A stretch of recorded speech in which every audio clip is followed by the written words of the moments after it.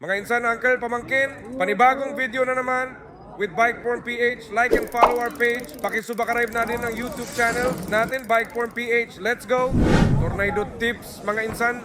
Una, humingi ng payo bago mo maisipan mag-tornado. Magtanong ka muna o manood muna sa mga taong magaling mag-tornado. Wag na wag balakin mag-tornado. Kung ikaw ay first timer, kung ayaw mo magmekus-mekus ang mukha mo sa lupa, insan. Pangalawa, confidence. Kailangan mo ng matinding lakas ng loob bago mag-tornado, hindi yung banat lang ng banat, insan. Kapag ikaw ay kinakabahan o nag-aalinlangan, wag mo na ituloy ang pag-tornado. Golden rule to sa pag-tornado dahil kapag itinuloy mo ang pag-tornado ng nag-aalinlangan, automatic mekos-mekos ang mukha mo sa lupa kasama ng bike mo. Pangatlo, commitment.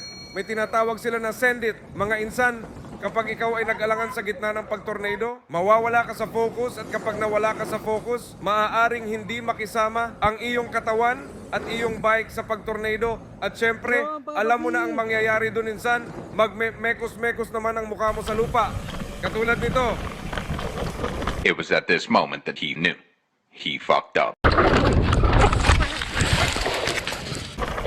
Okay lang. Uy! Sira ulo! Okay ka lang?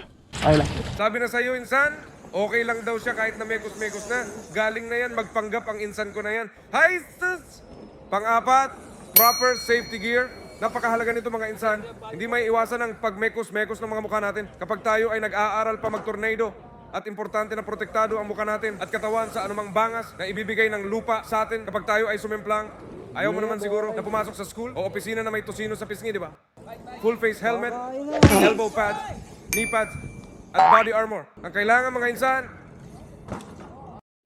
Panglima, quality or durable bike parts. Kung trip mo mag-tornado ng mag-tornado, gamit ang bike mo. Hindi kita pipigilan pero siguraduhin natin, mga insan, na dapat quality and durable ang parts ng ating mga bike.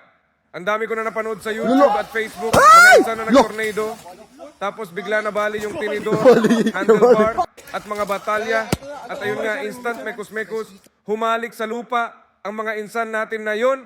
Again, don't forget to like and follow our page. Pakisubscribe na din ang YouTube channel natin, Bikeform PH.